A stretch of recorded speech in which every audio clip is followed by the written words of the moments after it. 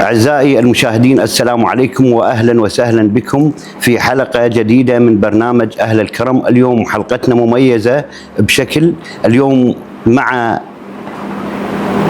حضرة الشيخ الذي جمع بين العباءة الشيخ وبدلة السياسي. اليوم مع التربوي الأستاذ، ومع السياسة المخضرم، ومع كابتن نادي المدحتية سابقا، ومع حاليا رئيس فخري النادي المدحتية. اليوم مع الشيخ محمد كامل أبو عبد الله، أحد شيوخ عشيرة العويسات، فخذ أبو عباس، وتحديدا محافظة بابل ناحية المدحتية. أهلا وسهلا شيخنا العزيز. أهلا وسهلا بك. الله يحفظك. شرفت. طبعا أنت غني عن التعريف، عزك، وجدا أعرفك، وأنا جزء مقربين إحنا لأنه عشيرة وكذا. الله يعزك. بس أريد أكو ناس احتياج تريد تعرف عن الأستاذ محمد كامل، البطاقة التعريفية.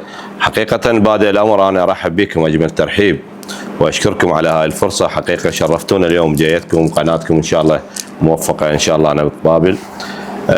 محمد كامل كاظم العويسي، طالب ماجستير تربية رياضية حاليا، خريج بكالوريوس، مدير مدرسة دير ياسين، رئيس تحالف خدمات، وشيخ عشيرة أبو عباس أحد عشائر العويسات، وأحد الوجوه اللي موجودة بالمدينة، وأتشرف أن أكون واحد من أبناء مدينة الحمزة الغربي. حياك الله، ربي يحفظك. إن شاء الله غني عن التعريف. الله يسلمك. شيخنا العزيز، تقدر تحكي لنا عن العويسات وعلاقتهم؟ إن شاء الله كل عشائرنا عريقة. إن شاء الله كل عشائرنا عريقة، وكلها أخوتنا وأولاد عمنا. الكل يعرف أنه عشيرة العويسات الكروية القيسية من العشائر المعروفة على مستوى محافظة بابل والعراق.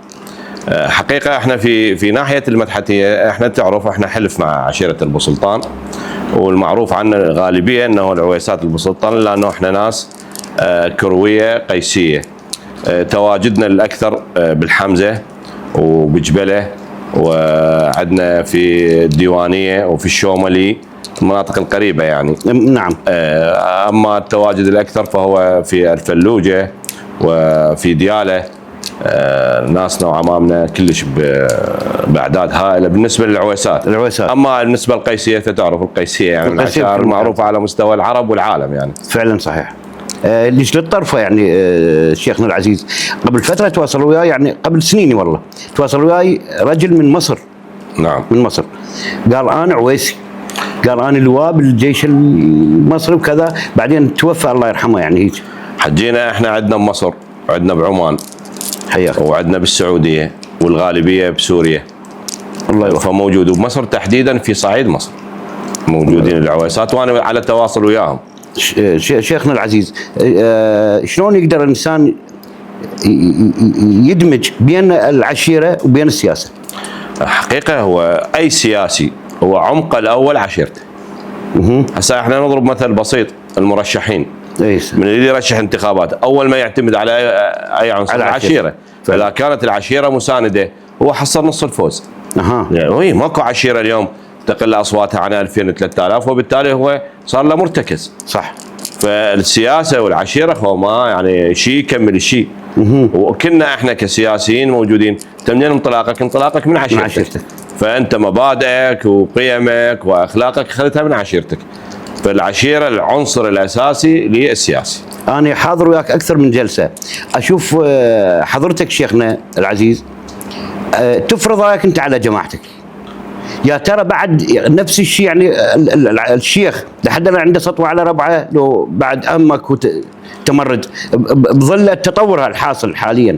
والله حجينا هي كل من وشخصيته وعمله للعشيره. الكل يعرف اليوم الانسان يفرض شخصيته بعمله، باخلاقه، بادبه، بعلمه. صح. فاليوم تعرف انت العشيره متنوعه. صح. اليوم كل عشيره مستويات العلميه مختلفه، فعلا. الاخلاق مختلفه، المستوى المادي مختلف، الاجتماعي. فكون انت تساير. يعني اليوم انا من احكي بلغه ويا الشباب مو نفس اللغه وياك. طبعا اكيد. ومن احكي ويا المثقف مو نفس الامي. طبعا. ومن احكي ويا السياسي والمتحزب مو مثل المستقل. احسنت. فاذا انت جمعت وقدرت تجمع هذا النسيج، اعتقد راح تحصل على احترام الكل، وبالتالي قرارك ماشي وكلمتك ماشيه، وابوهن انه تكون كلمتك بما يرضي الله. فعلا. حتى تكون مقبول. صحيح. انت اذا حكيت بما يرضي الله الكل يقبلك، مو بس عشيرتك. فعلا صحيح. شيخنا، تقدر تحكي لنا عن سناين العويسات مثلا؟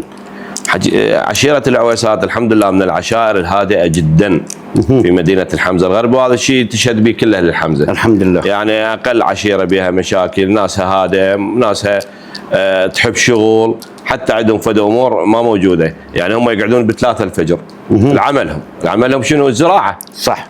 يعني يتغدون ب10.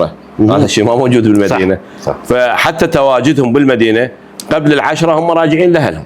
فعلا صح. هسه صار شويه تطور ونزلت عندنا شباب واخذت محلات وصارت عندها مصالح ومن ضمنها احنا. صح. بس احنا باقين متمسكين بمن؟ باهلنا، بصالتنا. اما احنا في بابل في الحمزه الغربي الكل اليوم على ثانيه البسلطان. احنا ناس على ثانيه البسلطان، والبسلطان عمامنا خواننا. اليوم احنا المصاهره بيننا وبين البسلطان مستواها عالي جدا عموما، بل اغلبيه مصاهرتنا احنا ويا البسلطان انه بتجي الموقع الجغرافي. يعني انا بصفي عشيره سعيدان، البوسمندر، صح، كلها البسلطان. انا جيت اسالك السؤال هذا شيخنا العزيز، جيت اقول لك يعني بالنسبه لعشيره العويسات انت احد الشيخ احد عشائرها، بدي اشوف مثلا علاقتها بباقي العشائر يعني شلون؟ والله علاقتنا ممتازه جدا، وخاصه بالعشائر القريبه جدا واللي هي السعيدان والبوسمندر والساده البوعنه والساده المعامره. البوسمندر صحيح. يعني دول العماء، يعني علاقتنا جدا جدا قويه حقيقه. حتى احنا غالبيه الناس اللي بالمركز المدينه ما يميزون بيناتنا. يعني انا اكثر العالم مثلا سعيدان عبالهم عويسي، العويسي عبالهم سعيداني، السمندري عبالهم عويسي. ليش؟ بسبب التجانس الموجود. زين احنا عزانا واحد فعلا، فرحنا واحد فعلا، تواجدنا واحد في العالم، ما جاي تميز بيناتنا. والحمد لله من قد الترابط الموجود. الحمد لله. اليوم هي تبدي تقريبا من بيتي وتصعد للسكه ومنها للدولي. احنا ذن ال5 عشائر. صح. العالم تنظر لنا عشيره واحده. فعلا صح. مو 5 فعلا. وهذا فضل من الله سبحانه وتعالى. فضل رب العالمين. فضل من الله. وان شاء الله بخت اجدادنا واجدادكم ان شاء الله. الله يعزك ويحفظك. شيخنا العزيز الله يحفظك.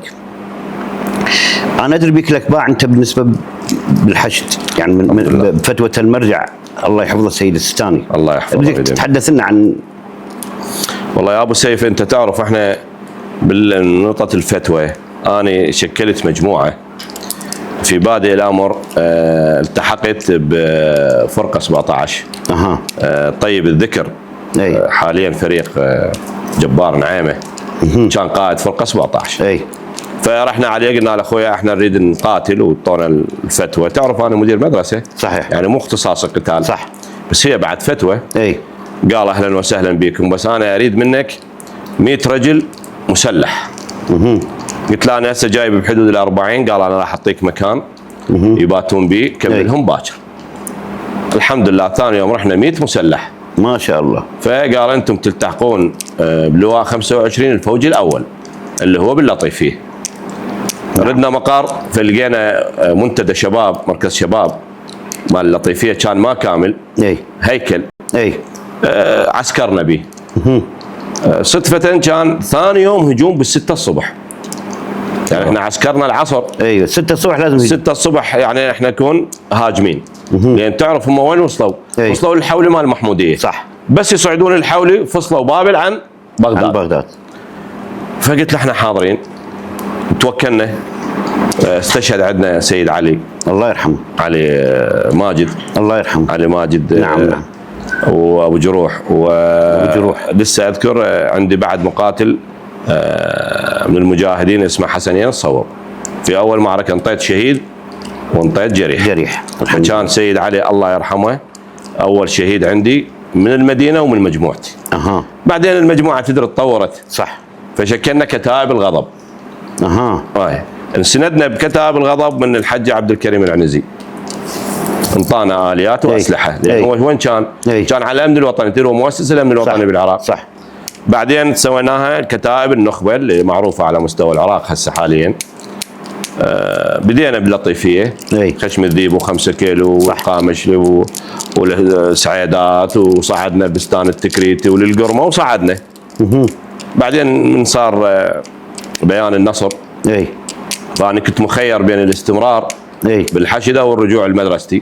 رجال تربوي. صح. وعملي تربوي والعراق تحرر. بعد ماك داعي. خلاص انا حاضر هسه حاضر.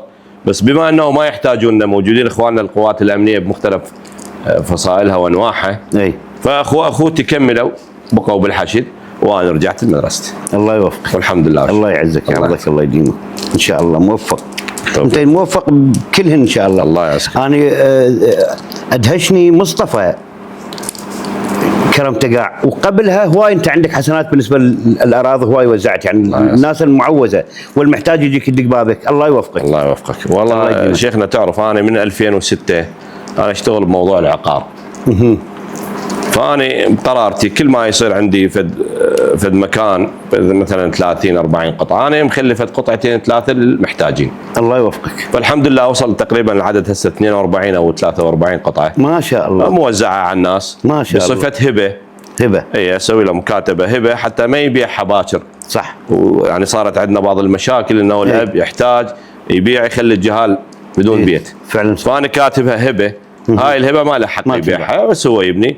انا انطل قطعه وموجودين اهل الخير من مناف وعباس الربيعي ومشروع خيقان وعلاء هاشم وسيف قطوف، كلهم ناس يشتغلون بهذا الموضوع وقدموا ما قدموا، واعتبر انا المقدمه قياسه بهاي الناس اللي جات تشتغل شيء قليل. فانا وصلت تقريبا 43 ما شاء الله. ان شاء الله الله يمكننا قبل ما نموت تصير 100 ان شاء الله. عمرك طويل شيخنا العزيز الله يحفظك الله يوفقك. اعزائي المشاهدين عدنا معكم شيخنا العزيز الله يحفظك. الله يسلمك. اريد فد مشكله حليتها انت شيخ عشيره واستخدمت نفوذك السياسي. يعني هن هواي تعرف، لا بدنا وحده احنا من هنا واثنين بكيفك يعني هن هواي تعرف احنا تجينا معظم الناس يعني صح. اكو مشاكل صعبه واكو سهله ان شاء الله. اكثر المشاكل صعوبه طبعا تعرفوا موضوع القتل. فعلا صحيح. القتل شويه صعب لان تعرف دم ومشكله. انا الحمد لله هسه حاليا ماشي بموضوع في عمامنا البطيف بين اولاد العام. الموضوع صاير بال 13 ولسه ما محلول. فالحمد لله ان شاء الله بعد الزياره باربع ايام المشي والصلح وكملنا كل الاتفاقات وصار الصلح بين اولاد العام. بها 2 قتل و3 جرح. والله موفق. الله يوفقك. توفيق للجميع. هاي بحسناتك ان شاء الله. الله يعزك. شيخنا العزيز الله يحفظك. شيخنا العزيز انا امر من يومكم واشوف موكبكم، بس احكي لنا الجمهور عن موكبكم وخدمتكم للامام الحسين عليه السلام. الحمد لله. احنا شو نقدم للامام الحسين هو قليل. احنا الصبح وجبه افطار عندنا معلاق وقمر عرب وعسل. عندنا بالعشرة نبدي موضوع الغداء سمك يوميا 100 150 يجينا ابو الحسن اكثر من مره 150 سمكه نمشي بيهم الغداء. والعشاء صار على اختك لان هي عندها نذر يوميا تذبح طليه او 2. ما شاء الله. هذول الناس اللي تبات يمنا ما شاء الله. تعرف احنا على الطريق صح والجو حار صح، فالناس تريد المكان اللي بيه بروده تريد الراحه تريد راحه. احنا مسوين طاقه 100 امبير على مود الزوار. ما شاء ولا الله. انا شو اسوي بالبيت كلها على مدار 5 ايام. الله يوفقك. فيصير عندنا مبيت هواي يعني 100 150 شخص غير الناس اللي تجي تسبح وترتاح وتشرب ماء وتشرب شاي وتروح. موفق. هذا اللي يريد ياخذ راحه ماكو ريس بسيط. اما اللي يريد يبات لا عندنا 100 150 ما شاء الله. والحمد لله والشكر. واحنا شو نقدم قليل لان احنا اصلا عايشين ببركه ابو عبد الله. الله يوفقك. الله يعزك. كلك بركه ان شاء الله شيخنا العزيز. ان شاء الله. شيخنا العزيز كلمه اخيره للجمهور. حقيقه ابتداء انا اتمنى التوفيق كل التوفيق لنبض بابل هاي القناه الرائعه، واتمنى التوفيق لكل ناسنا واهلنا من اصحاب المواكب ومن الزائرين ومن اهلنا وناسنا. اتمنى ان يعم الامن والامان على العراق. اللهم امين. اتمنى ان نكون احنا من مصاف الدول المتقدمه ونستحق ولدينا المقومات لان نكون من الدول المتقدمه من فكر ومن رجال ومن ارض ومن معادن وكل الثروات الموجوده عندنا، ومن البلد الوحيد اللي عنده نهرين. احنا مؤهلين ان نكون متقدمين. هسه الظروف ما خدمتنا والحروب والطبقات الحاكمه. نتمنى من الله ان يكون توفيق الرئيس الوزراء الجديد وناسه واهله ان يقدرون يقدمون شيء للعراق يستحق العراقي. حقيقه العراقي في الانسان احنا حقيقه شهادتنا مجروحه بالعراق لان بلدنا صح. بس هو العراقي نموذج. تروح لاي دوله تقول له انا عراقي يوقف لك يقول لك انتم اهل الكرم وانتم اهل الغيره اهل المروه. هذا العراقي يستحق ان يكون من الدول المتقدمه. الله يوفقك. ان شاء الله نشوفه من الدول المتقدمة. شكرا لك شيخ العزيز، الله يحفظك. الله يعزك. أعزائي المشاهدين، لا نقول وداعا بل نقول إلى اللقاء في حلقة جديدة من برنامج أهل الكرم. تقبلوا تحياتي في التقديم الشاعر والإعلامي أبو سيف العويسي، وتحيات الكادر. في أمان الله وحفظه. شرفت.